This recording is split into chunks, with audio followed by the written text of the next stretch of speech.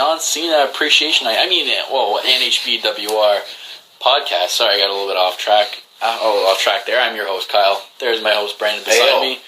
Can we just talk about how great the John Cena Appreciation Night was?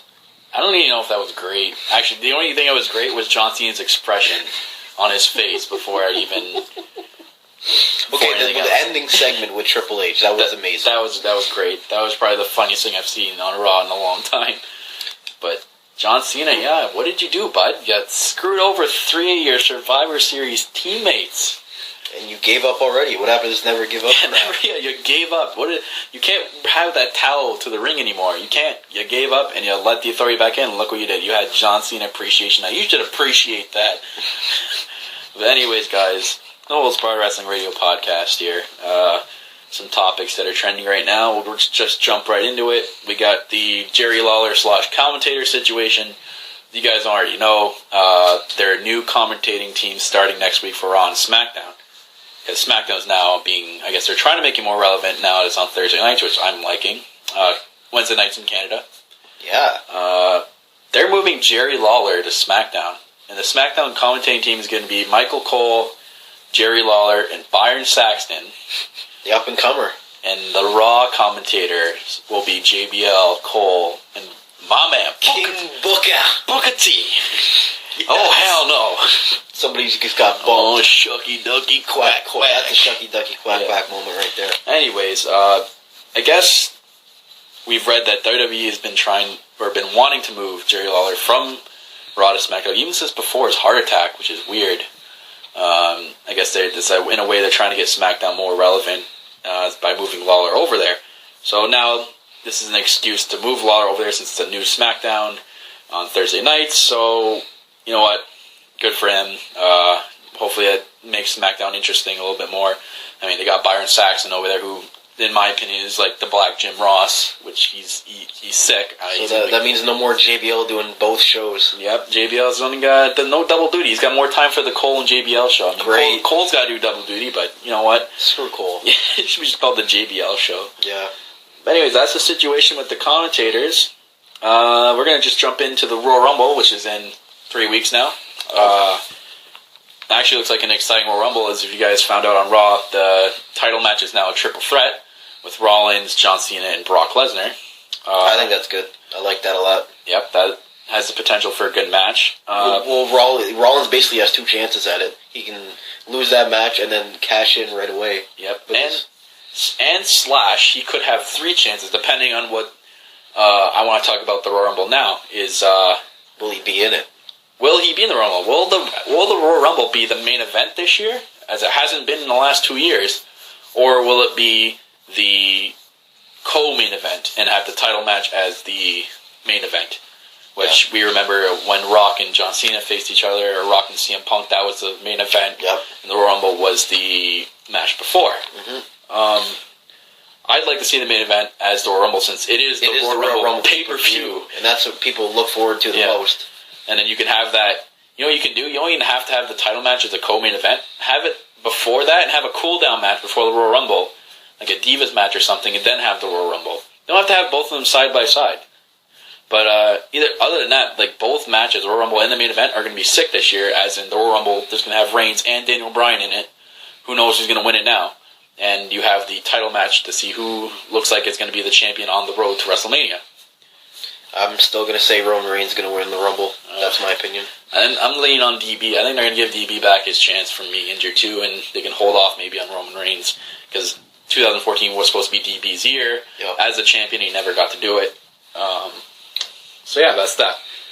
On to some other news. I guess tying into the whole John Cena Appreciation Night. Appreciate this, John Cena. Your 3 team members just got fired. Just got future endeavored. Well, sort of, because obviously this looks storylined as hell. It's not actually real. Whether or not these 3 guys will be in the Royal Rumble or not is beyond me. Ryback, Rowan, and Ziggler, I don't see how they can hold them off the Royal Rumble. You need to fill in that Rumble with 30 people, and the roster's pretty trimmed down right now, so maybe there's going to be something in an upcoming Raw. John Cena's going to have a match to bring all 3 of them back or something like that. But that was hilarious. Just the look on John Cena's same look on his face, and then them three turning around looking at him.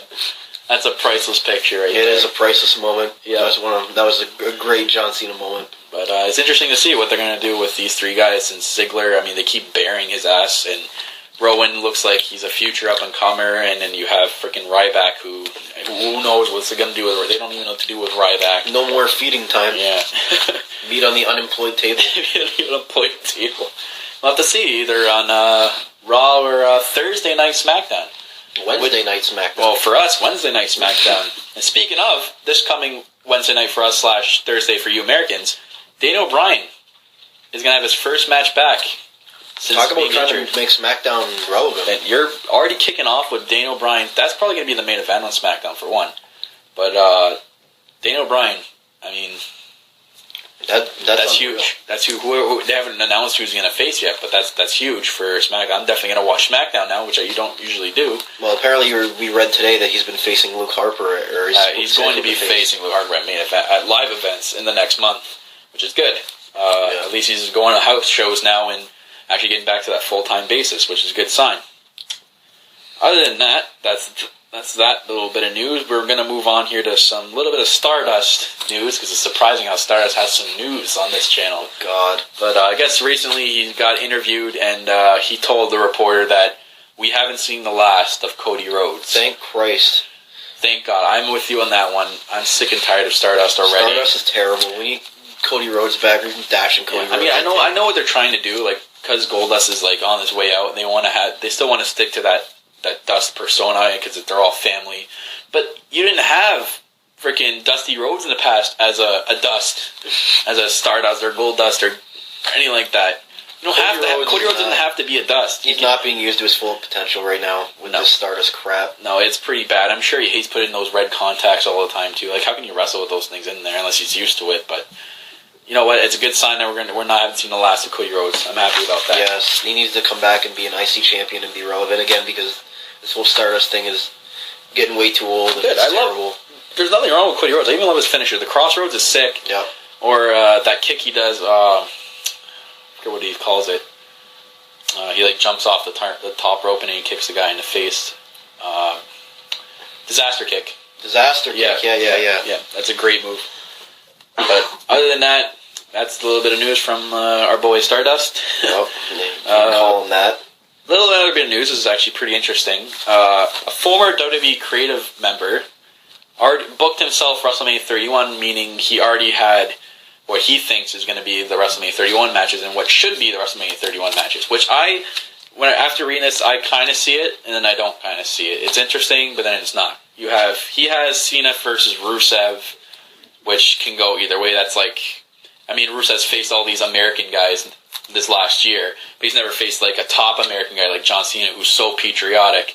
I mean, this could be potential to build up into a really good match. And then give Rusev his first loss at WrestleMania. It could be like a flag match or something like that. He also has Ambrose versus Rollins versus Reigns, which is, we haven't seen that in a long time. See, I don't understand the Ambrose part in that, but I don't know what they're going to do with Ambrose after the whole Wyatt thing. It just seems like... But ever since the Shield broke up, we never seen all three of them face each other. They've all been in like singles matches against each other. But it's interesting to see if they did a match like that, what is going to be... Like, if they have DB win the Royal Rumble, then I can kind of see it. But if they have Roman Reigns win the Royal Rumble, that's, obviously impossible. Well, we don't want to see Ambrose versus Seth Rollins again. We've already seen that enough times. Well, I could see that happening with the triple threat. Maybe Roman Reigns winning the Rumble, and then Rollins winning the title at Royal Rumble. And having a triple threat match, the three and then he still has his cash-in, which, right? I mean, you could do, but then Brock Lesnar is wrestling at WrestleMania 31. Without the title. With who's he going to wrestle? Undertaker 2.0? Daniel Bryan. I mean, Daniel Bryan and Brock Lesnar could have a good match. I mean, it could happen, but we'll see. And then Sting versus Triple H. I think that's basically the obvious match right now. Yeah, because Triple H keeps hinting at facing Sting, and ever since Survivor Series, we haven't seen Sting. Like, where the hell are you, man? Like, you've shown up at Survivor Series and then haven't heard a peep from you. We've seen Brock Lesnar more than your ass, man. What's going on? That's sad. If we've seen Brock Lesnar more than Sting, that's pretty sad. I've seen Hogan like 8 more times. Oh my god, I finally forgot about that. But Yeah, those are some great matches that this former creative member thinks is going to happen, which, if they do happen, you know what, I'm happy with that. There's a reason why he's a former, though. Yeah, because WWE doesn't like good matches, apparently. They just kind of throw him into a hat and then pick names out and say, you're the face. All right, it's Santino versus Brock Lesnar. That sounds good. Santino versus Fandango in a 3-month feud. Sounds good to me. Anyways, moving on to something I was mentioning in that previous topic. Daniel Bryan has said he wants to face Lesnar at WrestleMania 31. He thinks it's going to be he can put on a good match with him. It would make sense. It would. I mean, he could work with Lesnar and like be the underdog and all this. Like they could like play to his arm injury, and Lesnar could like do all these arm injury angles up until WrestleMania 31. But I mean, they did that last year with Daniel Bryan, and they had his arm hurt and all that stuff. I don't want to see that again. Like we already know what happens. He's going to overcome it and win. You want to see something else different, but I think they have the potential. I think this is going to be a David versus Goliath match. It'd be pretty cool. For sure. Lesnar talks about he could talk about how small Daniel Bryan is and he's not a champion and all this other stuff. This match does have potential. It does. It does have a lot of potential. I hope we see something like that before Lesnar leaves. But you know what? If it does happen, is he leaving after WrestleMania? Is his contract up? His contract's up, and there's still no talks of WWE trying to re-sign him. There is talks that WWE wants to re-sign him. But he wants to go back to UFC. Yeah, he wants to go back to UFC, and it's all up to Dana White and Vince McMahon, what they both offer Lesnar. Lesnar's always going to go with the person with the most money, because all he cares about is the fucking money. So that's interesting to see enough. On to another topic here. We have Barrett already back and winning the IC title. And turning heel. Really quick. What's with all these heel and face quick turns? 2 1-week heel turns last week. We had the Ascension and we had Wade Barrett both turning heel after a 1-week face turn. Way too quick. Like, what is going on here? Like, this is like worse than Kane and Big Show turning heel. Are the creative like not getting it right now? They're not like it's not processing through their heads that what they want to do with their superstars, they're just going to quickly turn them heel or face, like, whenever the hell they want. No. You got to, like, take it easy a little bit. Just slow it down. Like I was saying a couple weeks ago about the whole Rusev thing, teaming with Mark Henry and Big Show. It's just like, what is that? Like, they just had a 4-month feud, and then all of a sudden after a week, it's like, we forgot about everything.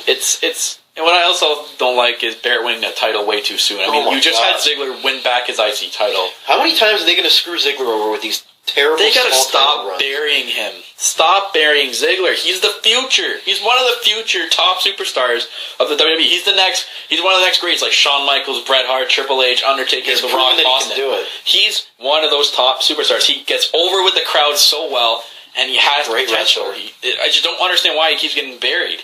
They give him a title, and then you think he's finally going to, get a good title run that he deserves. Put some prestige back in the IC title. And then they just let him lose it after 2 weeks. This is just as bad as the hardcore title when it swithed hands every 5 seconds. Like, you never know who's going to be the actual hardcore champion. But I think it's too soon. Hopefully, I want to say I want to see Ziggler win it back again, but what's the point?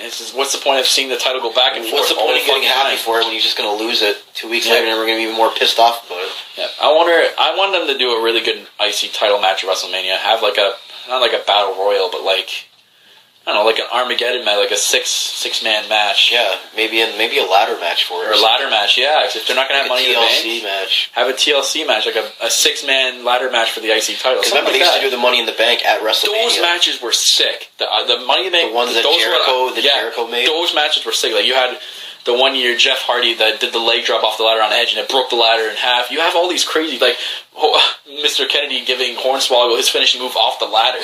Like that was insane. But it's just like we missed those classic matches in the at WrestleMania with a bunch of superstars. But I guess that's what they're giving us with the Memorial Battle Royal. Is that even going to be a thing this year? The Memorial Battle Royal? Yeah, that's true. I mean, they made such a big deal of it. Bringing Hulk Hogan back and promoting the shit out of it. And then Jack Swagger broke the trophy. So I don't know, trophies like not even in one piece. And then they kind of just forgot about that with Cesaro a couple months later. And then he finally mentions it. He'll mention it once in a while, and then no one gives a shit. Now he's with Swiss Beats and tag team with Tyson Kidd.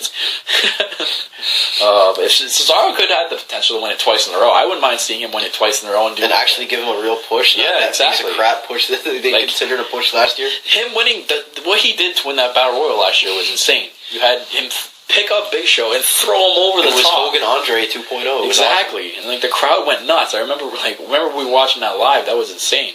Yeah, and then the Cesaro push became the Cesaro Barry. Yeah, Cesaro Barry. Kind of like Ziggler. Him and Ziggler should make a tag team called the Barriers. The Barriers. We get buried. We get buried. That'd be their t-shirt. Yep. Anyways, anyways, guys, that's all the information, a little bit of news we have.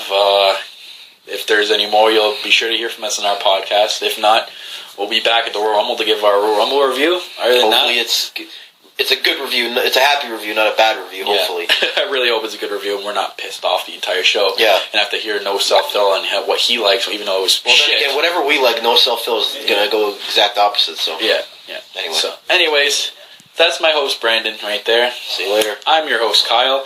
We're going to end off on a John Cena send-off.